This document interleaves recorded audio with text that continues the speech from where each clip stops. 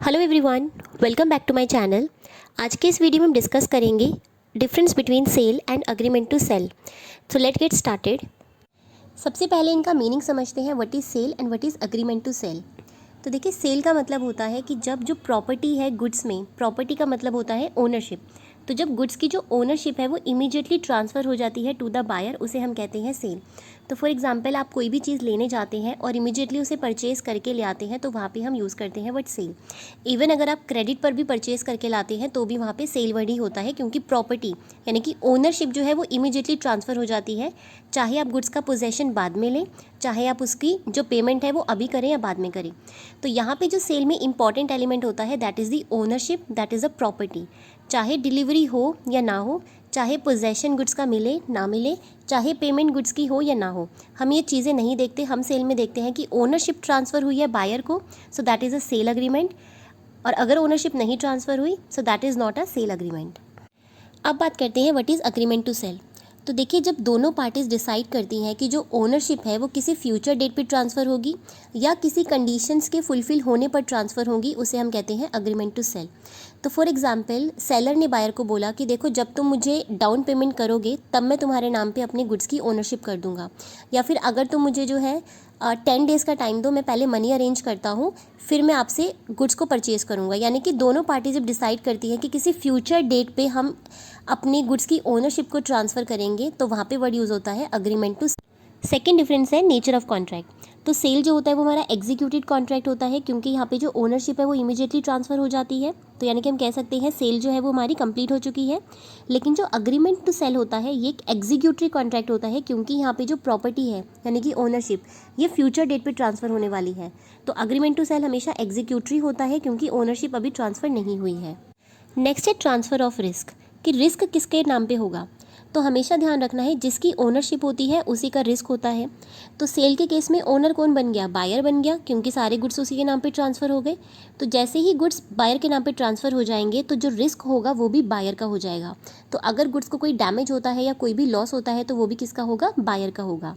लेकिन agreement to cell की बात करें तो अग्रीमेंट टू सेल में जो ओनरशिप है वो तो फ्यूचर डेट पे ट्रांसफ़र होगी। तो यहाँ पे ओनर कौन है? ओनर तो सेलर ही है। तो अभी तो सिर्फ अग्रीमेंट हुआ है कि हम फ्यूचर डेट पे सेल को पूरा करेंगे, तो ownership lies with the seller. तो यहाँ पे अगर गुड्स को कोई भी लॉस होता है या कोई भी नुकसान होता है, कोई भी डैमेज होता है गुड्स को, तो वो किसका रहेगा? रिस्क हमेशा सेलर का ही रहेगा। तो जिसकी ओनरशिप रहेगी उसी का ही हमेशा रिस्क रहेगा। नेक्स्ट है राइट ऑफ यूसेज। तो देखिए, सेल के केस में जो बायर है उसके पास राइट आ जाता है यूज़ करने का, क्योंकि ओनरशिप मिल गई तो उसको राइट भी मिल जाएगा यूज़ करने का लिए एसेट का। लेकिन अग्रीमेंट टू सेल में जो ओनरशिप है अभी तो वो सेलर की ही है, तो इसलिए बायर के पास अभी कोई राइट नहीं है गुड्स को यूज़ करने का, तो यहाँ पे बायर गुड्स को यूज़ नहीं कर सकता। नेक्स्ट है ब्रीच ऑफ कॉन्ट्रैक्ट। अब देखिए, सेल के केस में क्या होता है, जो बायर है वो तो इमीडिएटली ओनर बन जाता है गुड्स का, लेकिन बायर क्या कर रहा है कि यहाँ पे कॉन्ट्रैक्ट को ब्रीच कर रहा है, मतलब कि वो ओनर तो बन गया लेकिन जो प्राइस है प्रोडक्ट का, गुड्स का, वो पे नहीं कर रहा। तो यहाँ पे सेलर के पास राइट है कि वो उसको स्यू कर सकता है in the court for the payment of the price of the goods. लेकिन अग्रीमेंट टू सेल में क्या होता है, ओनरशिप तो अभी सेलर के पास ही है, अभी तो ओनरशिप बायर को नहीं मिली है। तो यहाँ पे सेलर क्या कर सकता है, अगर बायर मना कर दे कि मुझे गुड्स नहीं चाहिए, बायर ने बोला था कि मुझे 10 दिन बाद आपसे गुड्स लेने हैं, लेकिन बायर मना कर देता है 10 डेज़ बाद डिलीवरी लेने से, तो यहाँ पे सेलर उसे क्या कर सकता है कि उसे कोर्ट में स्यू कर सकता है डैमेजेस के लिए ही, कि जो भी मुझे नुकसान हुआ है वो अपने लिए क्लेम कर सकता है। यहाँ पे वो प्राइस जो है वो क्लेम नहीं कर सकता, क्योंकि ओनरशिप तो अभी भी सेलर की ही है। तो जब तक ओनरशिप नहीं मिली तो आप प्राइस कैसे क्लेम करोगे? तो सेलर यहाँ पे सिर्फ उसे स्यू कर सकता है फॉर द डैमेजेस। नेक्स्ट है राइट ऑफ रीसेल। तो देखिए, सेल के केस में जो ओनरशिप है वो तो इमीडिएटली ट्रांसफ़र हो गई, यानी कि अब जो गुड्स है वो किसकी हो गई? बायर के पास, बायर के हो गए हैं। तो यहाँ पे सेलर के पास कोई राइट नहीं है कि वो उन गुड्स को दोबारा से किसी और को सेल कर सके। लेकिन अगर हम अग्रीमेंट टू सेल की बात करें तो यहाँ पे जो ओनरशिप है वो तो फ्यूचर डेट पे ट्रांसफ़र होगी। तो यानी कि जो सेलर है वो अभी भी उन गुड्स का ओनर है, तो सेलर चाहे तो वो उन गुड्स को किसी और को भी सेल कर सकता है। तो यहाँ पे जो हमारा फर्स्ट बायर था जिसके साथ अग्रीमेंट टू सेल हुआ था, उसके पास रेमेडी रह जाएगी कि वो सेलर को स्यू कर सकता है फॉर द डैमेजेस, जो भी उसको लॉस या डैमेज सफ़र करना पड़ रहा है because of the breach of contract. Next है राइट ऑफ बायर। तो देखिए सेल के केस में क्या होता है कि बायर जो है वो उन गुड्स का ओनर बन जाता है। तो यहाँ पे जो उसको राइट मिलता है वो मिलता है jus in rem. Jus in rem का मतलब होता है right against the whole world. अगर आप कोई गुड्स जो है वो मार्केट से परचेज करके लाते हैं और आप उसके ओनर बन जाते हैं तो वर्ल्ड के अगेंस्ट आपके पास राइट है कि आपके उन गुड्स को आपसे कोई भी अलग नहीं कर सकता। तो आपके पास राइट्स है उन गुड्स को होल्ड करने का अगेंस्ट द होल वर्ल्ड। लेकिन अगर हम अग्रीमेंट टू सेल की बात करें तो यहाँ पे जो राइट मिलता है बायर को वो मिलता है जस्ट इन पर्सोनम। इसका मतलब होता है राइट अगेंस्ट द पर्सन। तो अगर आपने किसी के साथ अग्रीमेंट किया था कि हम फ्यूचर डेट पे ओनरशिप ट्रांसफ़र करेंगे तो आप ओनर नहीं बने, और अगर सेलर आपको रिफ्यूज़ कर देता है कि मैं गुड्स को नहीं दूंगा, मैं अपनी ओनरशिप नहीं ट्रांसफ़र कर रहा, तो आपके पास जो राइट बनता है वो बनता है जस्ट इन पर्सोनम। यानी कि आपके पास सिर्फ सेलर के राइट अगेंस्ट ही राइट है कि आप उसे कोर्ट में स्यू कर सकते हो। आपके पास कोई राइट नहीं है गुड्स के ऊपर, क्योंकि गुड्स तो अभी आपके नाम पे ट्रांसफ़र ही नहीं हुए। तो यहाँ पे आपके पास जो राइट मिलता है that is against the seller. इसी को हम बोलते हैं जस्ट इन पर्सोनम। नेक्स्ट है टाइप्स ऑफ गुड। तो देखिए सेल के केस में हमेशा जो हमारे गुड्स होंगे वो कैसे रहेंगे, हमेशा एग्जिस्टिंग गुड्स ही होंगे। जब वो गुड्स एग्जिस्ट करते होंगे तभी तो सेलर उनको सेल कर पाएगा। लेकिन अगर हम अग्रीमेंट टू सेल की बात करें तो जो गुड्स होते हैं वो किसी भी टाइप के हो सकते हैं, चाहे वो एग्जिस्टिंग भी हो सकते हैं, फ्यूचर गुड्स भी हो सकते हैं, या फिर कंटिंजेंट गुड्स भी हो सकते हैं। अब देखिए एग्जिस्टिंग गुड्स के ऊपर क्या होता है कि कई बार सेलर के पास ओनरशिप तो है, सेलर के पास वो गुड्स है तो सही, लेकिन बायर जो है उन गुड्स को अभी परचेज़ नहीं करना चाहता, वो किसी फ्यूचर डेट पे परचेज़ करना चाहता है। तो इसलिए अगर एग्जिस्टिंग गुड्स है तो भी उनके रिगार्डिंग हम अग्रीमेंट टू सेल कर सकते हैं, अगर बायर एंड सेलर उसे फ्यूचर डेट पे ओनरशिप ट्रांसफ़र करना चाहते हैं तो। और फ्यूचर एंड कंटीजेंट गुड्स के केस में तो हमेशा ही अग्रीमेंट टू सेल होगा, क्योंकि अभी जो गुड्स है वो तो सेलर के पास खुद ही नहीं है। तो पहले सेलर उनको परचेज़ करेगा और उसके बाद जो है वो उन गुड्स को बायर को ट्रांसफ़र करेगा।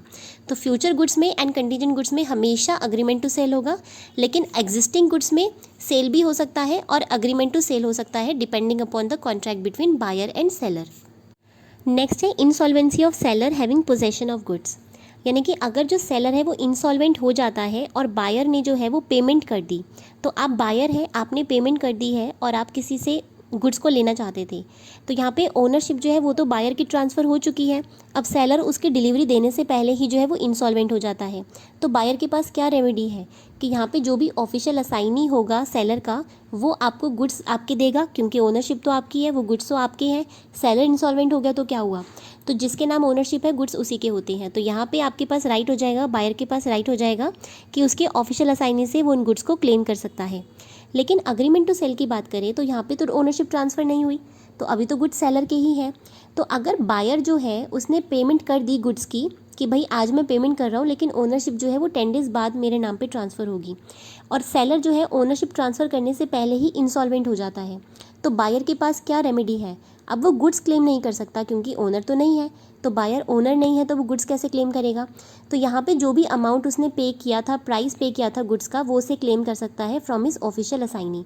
तो सेलर की ऑफिशियल असाइनी से जो बायर है वो गुड्स को जो भी अमाउंट उसने पे किया है वो उसको क्लेम कर सकता है।